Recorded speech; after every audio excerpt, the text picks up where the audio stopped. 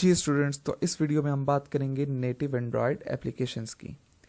Native Android applications क्या होती हैं, ये नेटिव मोबाइल ऐप्स क्या होती हैं, एंड्रॉयड एप्लीकेशंस को नेटिव क्यों कहा जाता है, आज इसी पे हमने बात करनी है इस वीडियो में।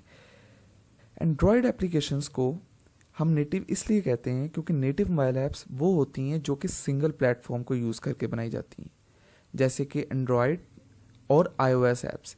ये दोनों ऐप्स जो हैं वो सिंगल प्लेटफॉर्म को यूज़ करके बनाए जाते हैं। जैसे कि अगर हमने कोई एंड्रॉयड ऐप बनानी है तो हम एंड्रॉयड का प्लेटफॉर्म यूज़ करके और जावा लैंग्वेज यूज़ करके वो क्रिएट करेंगे। फिर इसी तरह अगर हमने iOS ऐप बनानी है तो हम iOS का प्लेटफॉर्म यूज़ करेंगे और स्विफ्ट लैंग्वेज को यूज़ करके वो क्रिएट करेंगे।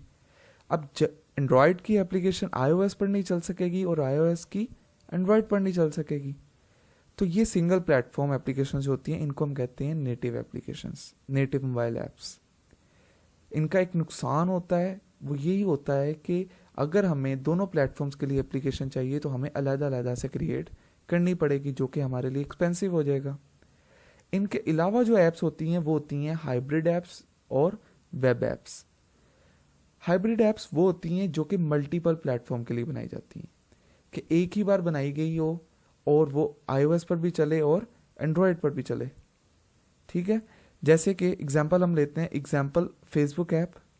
फेसबुक की जो मोबाइल ऐप है जो कि आप इंस्टॉल करते हैं अपने मोबाइल फ़ोन पर, वो एक हाइब्रिड ऐप है जो कि iOS पर भी ऐसी चलती है और एंड्रॉयड पर भी ऐसी चलती है।